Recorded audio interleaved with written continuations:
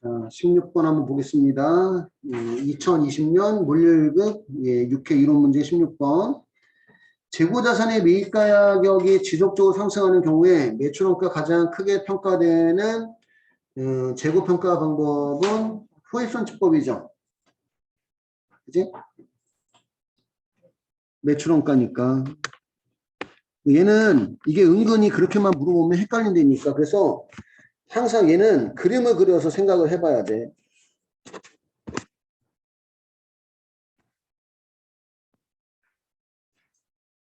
그래서 우리가 요거 그냥 하면 되겠네.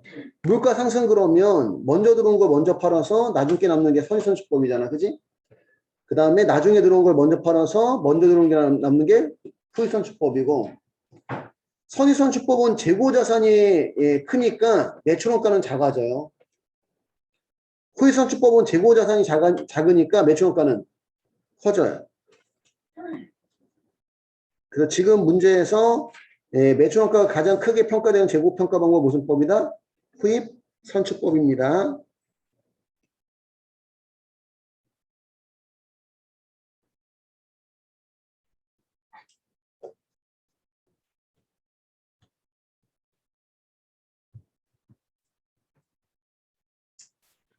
답은 4번이고 17번. 17번.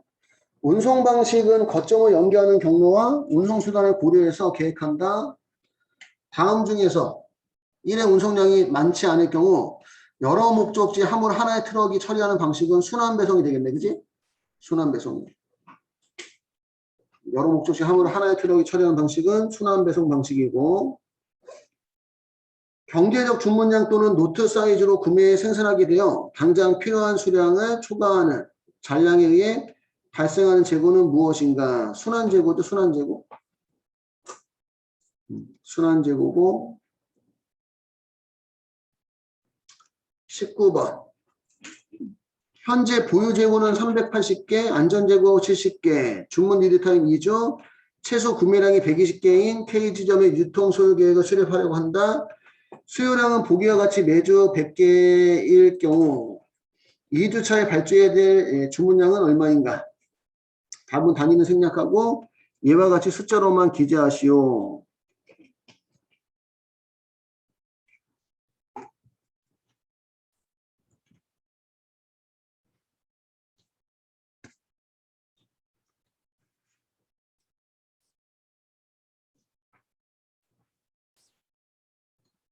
(2주차에) 필요한 수량을 물어봤네. 그지?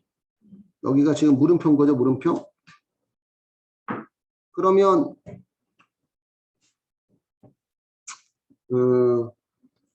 이전 기간에 기말재고가 380개에서 1주차에 100개 빼면 280개고, 2주차에 100개를 빼면 180개고, 3주차에 100개를 빼면 여기가 이제 80개가 된다는 거지. 80개가 되는데 지금 이제 안전재고는 몇 개가 있어야 된다는 얘기예요. 안전재고는 70개고 리드타임은 2주. 그럼 여기 70개는 그지? 70개는 넘으니까 여기서는 주문할 필요는 없는 거네. 그지? 응. 주문할 필요는 없고 4주차에 100개를 빼면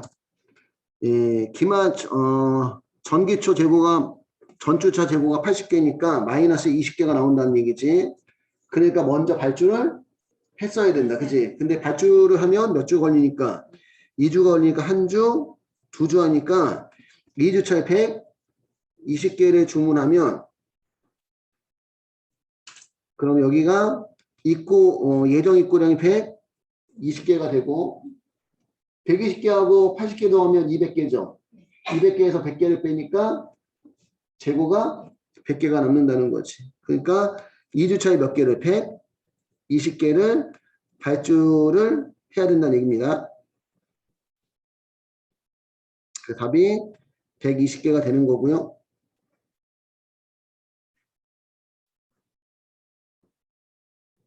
20번. 20번. 다음 보기의 가로에 적합한 관련 용어를 영어 약어로 예와 같이 직접 기입하시오. 모모는 창고 관리를 위한 전문 종합 정보 시스템. 창고 관리 시스템 얘기하는 거죠. 창고 관리 시스템을 우리가 WMS라고 해요. 그지? 창고 관리 시스템을 우리가 WMS라고 합니다. 그 W가 창고를 얘기하는 그 웨어하우스.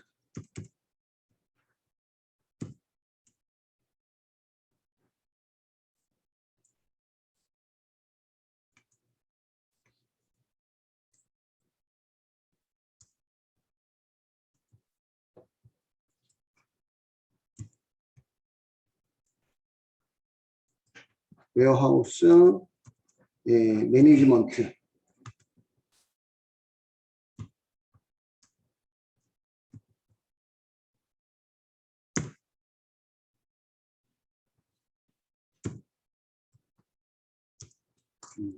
시스템.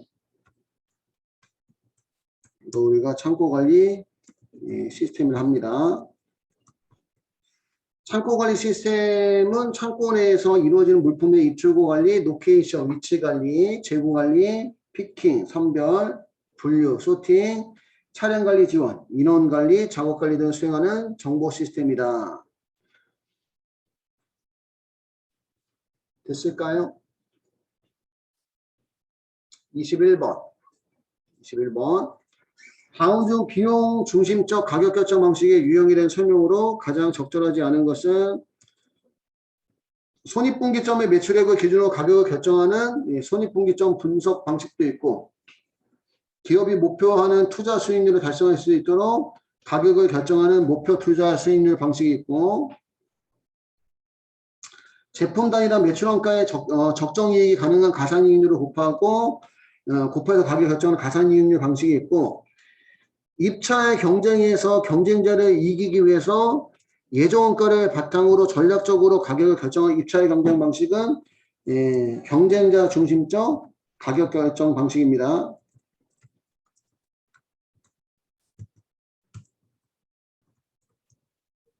4번의 보기는 경쟁자 중심적 가격 결정 방식이고, 지금 교재에는 안 나왔지만 비용 중심적 가격 결정 방식의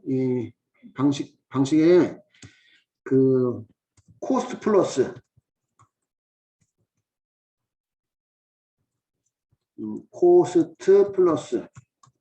원가 가산 방식 방식도 있어요.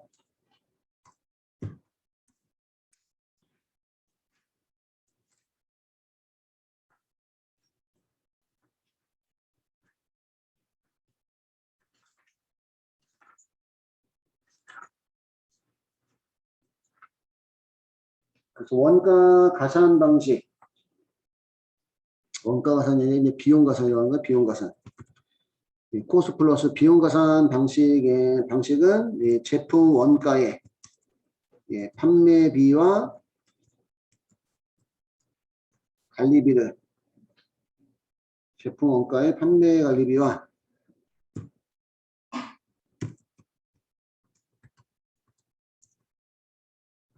목표 이익을 가산함으로써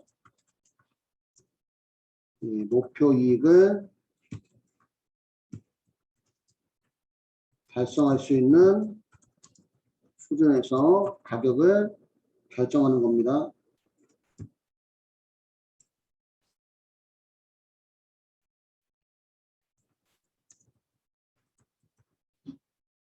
제품 원가의 판매 관리비와 목표 이익을 가산함으로써 가격을 결정하는 방식을 우리가 코스트 플러스 방식이라고 얘기하고, 21번에 4번 보기를 우리가 경쟁자 중심적 가격 결정 방식 중 방식에 대한 내용이 나와 있는 거고요.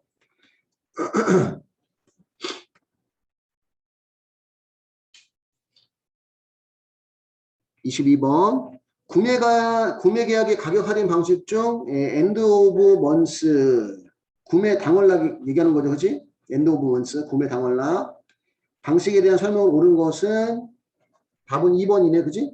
구매 당월은 할인 기간에 산입하지 않고 이걸부터 할인 기산일을 시작하는 방식을 우리가 구매 당월락 이라고 하고요.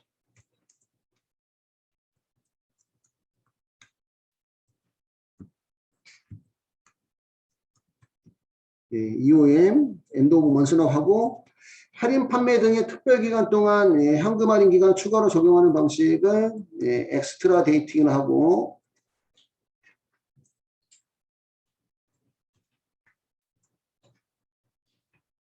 거래 일자를 늦추어 기입해서 대금집을 일자로 연기해서 현금 할인의 기산일을 거래일보다 늦추어 잡게 되는 방식을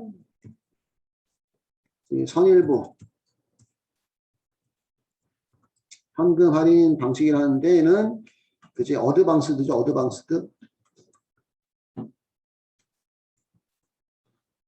어드방스드 데이팅이라 하고 여기는 이제 특인 기간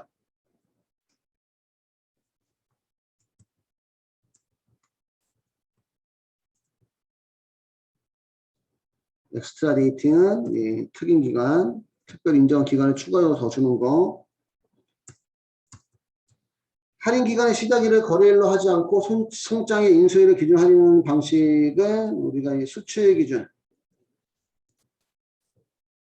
할인 방식이라고 하고 얘는 ROG예요. 리시트 오브 굿즈. 22번 답은 2번이 답이 되는 거고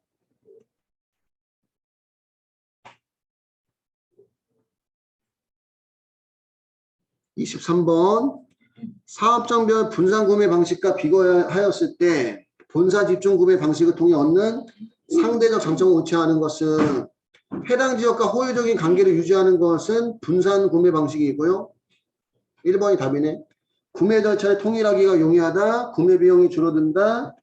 대량 구매로 가격이나 거래 욕구를 유리하게 정할 수 있다는 2, 3, 4는 본사 집중 구매 방식에 대한 내용이고 1번만 사업장별 분산 구매에 대한 내용이고요. 24번 다음 중 구매 방법에 대한 설명을 가장 적합한 것은 시장 구매에는 일시적인 수요 품목에 적합한 것은 수시 구매죠. 일시적인 수요 품목에 적합한 것은 수시 구매. 초기 구매는 계획 구매로 조달 비용이 절감된다. 초기 구매는 가격이 지속적으로 상승하는 경우, 그지? 이익을 목적으로 구매하는 게 초기 구매고요. 장기 계약 구매는 자재의 안정적인 확보가 필요할 때 적합하다. 3번이 맞는 얘기입니다. 장기 계약 구매는 자재의 안정적 확보가 필요할 때 적합하고 수시 구매는 다품종의 품목을 한꺼번에 구매함으로써 구매 시간과 비용이 절감된다. 4번은 일괄 구매에 대한 내용이죠. 그지? 4번은 일괄 구매에 대한 내용. 24번 답은 3번이 맞는 거고요. 25번. 다음 보기는 어떤 가격 결정 방식에 대한 설명이다. 가로에 적합한 관련 용어를 예와 같이 직접 기입하시오. 무슨 기준 방식은 생산 비용보다는 소비자의 제품에 대한 평가나 소비자들의 수요를 바탕으로 가격을 결정하는 방식이다. 무슨 기준 방식은 소비자가 느끼는 가치. 소비자가 느끼는 가치를 우리가 지갑가치 가격 결정 방식이라고 얘기해요. 지갑가치. 지갑가치 가격 결정 방식은 높은 가격이라도 소비자에 따라 그 가격을 쉽게 받아들이는 특성을 반영한 걸 얘기하는 거고, 그래서 답은 지갑가치 가격 결정 방식이고, 얘하고 이제 헷갈릴 수 있는 것은 구매 예측, 구매 가격 예측 방식. 구매자 중심적 가격 결정 방법 중 구매 가격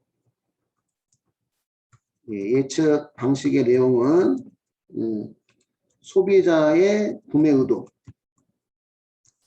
구매 능력 등을 고려해서 소비자가 기꺼이 지불할 수 있는 가격 수준으로 결정하는 방식을 우리가 구매 가격 예측 방식이라 하는 겁니다. 소비자의 구매 의도, 구매 능력 등을 고려해서 소비자가 기꺼이 지불할 수 있는 가격 수준을 결정하는 방식은 구매 가격 예측 방식이고,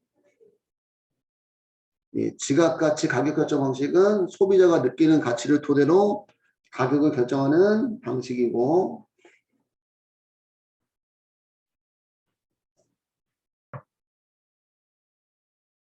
26번 다음 보기에 어떤 제품의 원가를 구성하는 각 비용 제시되어 있다. 해당 제품의 판매 원가를 예와 같이 단위는 생략하고 숫자로만 직접 입력하시오. 물어보는 게 이제 판매 원가인데 판매 원가는 직접 재료비 4만원, 그 다음에 직접 노무비 3만원, 직접 경비 10,000원.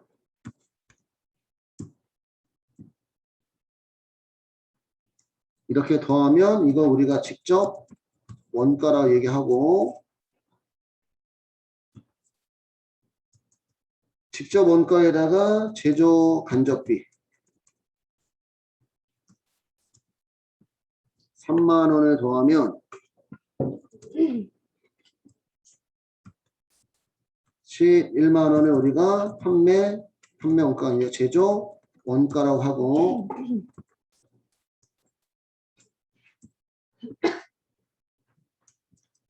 제조 원가 11만원에다가 판매비와 관리비, 판매비와 관리비 2만원 더한 거를 우리가 판매 원가라고 합니다. 그래서 판매 원가가 13만원이 되는 거고요.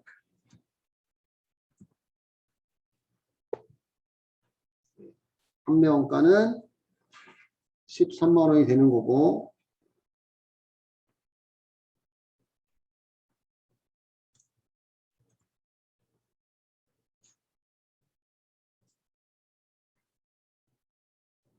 (27번) 다음 보기가 설명하는 수출대금 결제를 위한 송금 방식의 유형은 무엇인가? 수입자가 무형물품의 선적 진행 단계에 따라 대금을 분할해서 지급하는 방식을 우리가 누진불이라고 얘기하죠. 누진불.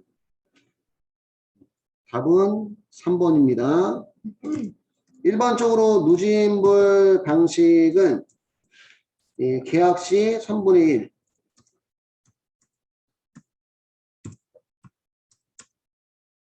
그치? 그 다음에 선적 시 3분의 1, 그 다음에 도착 시 나머지 잔액을 지급하는 방식. 이게 우리가 누진불이라고 얘기하는 계약 시 3분의 1, 도착 시 3분의 1, 선적 3분의 1, 도착 시 나머지 잔액을 지급하는 방식. 27번 답은 3번이고, 28번 다음에 무역결제 수단 중 출신 방식에 해당하는 것으로만 묶인 것은 DP하고 DA죠. 그치? DP는 지급 인도 방식, 지급 인도 조건. DP는 지급 인도 조건, DA는 인수 인도 조건. 지급 인도 조건은 선적 서류하고 현금하고 바로 바꾸는 거고, 그지? 인수 인도 조건은 선적 서류하고 수입업자가 한화음을 인수하는 거예요. 28번 답은 1번이고, 29번 보기는 외국한 은행 대국의 매매율에 관한 설명이다. 가로 안에 공통적으로 들어갈 용어는 무슨 뭐는 한화음의 결제를 전신으로 행하면 전신한 매매율이네. 그지? 전신한 매매율 2번이네. 전신으로 행하는 경우에 한화음의 송달이 1일 이내에 완료되어 우선기간 동안 금리가 환율에 영향을 미치지 않는 순수한 의미 환율이다.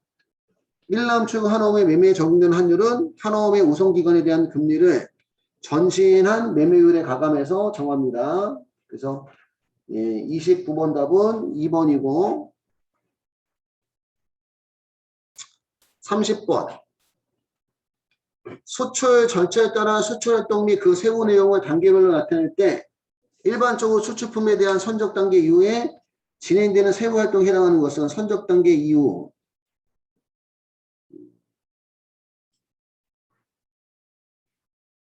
수출 보험계약, 수출 제한 품목에 대한 수출 승인을 받고 수출 통관을 한 다음에 여기는 답이 2번이래. 2번 관세환급. 그러니까 우리 해외에서 어떤 물건을 수입을 했는데 그 수입한 원자재를 활용해서 제품을 만들어서 그거 다시 수출하게 되면 수입할 때 붙었던 관세를 돌려주는 게 무슨 환급이다? 관세 환급입니다. 그래서 지금 보니까 우리가 수출하기 위해서 보험계약을 체결하고 수출 제한 품목에 대해서 수출 승인을 받고 수출 통관까지 시켰다.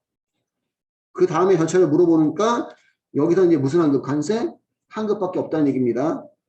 30번 답은 2번이고 여기 참고가 나왔는 참고. 수출활동 및 세부 내용. 수출 물품의 조달, 해외 수입, 국내 구매, 물품 대금 결제를 통해서 수출할 물품을 조달하고 선적전 활동으로는 수출 승인, 수출 제한 품목일 때, 수출 통관, 선적전 검사, 선적전 활동이고 선적할 때는 보험계약, 운송계약, 상업송장 이런 거 제출하고 그 다음에 수출대금 회수는 매입을 해. 내고를 하거나 무역금융과 상환해서 수출대금 회수하고 수출의 사후관리는 입금하긴 수수료 지급 관세환급이 있다. 31번 아래 보기는 무역 조건에 대한 국제규칙인 인커텀즈 2020에 제시된 가격 조건에 대한 설명이다. 어떠한 가격 조건에 대한 설명인지 원어, 약어로 예와 같이 쓰시오. 주요 운송비를 수출사님이 부담하고 수출상은 운임 포함 인도 조건에 대해서 해당 해상보험료를 부담한다. 그래서 그거 우리가 CIF라고 얘기하죠. CIF.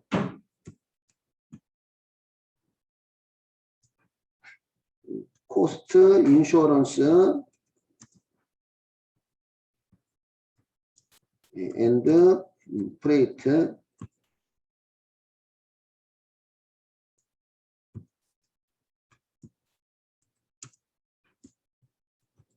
운임 보험료 포함 인도 조건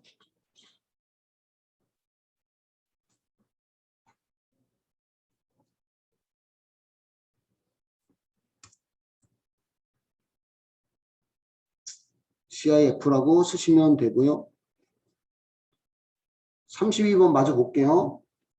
다음 보기의 가로 안에 공통으로 들어갈 무역용으로 기입하시오.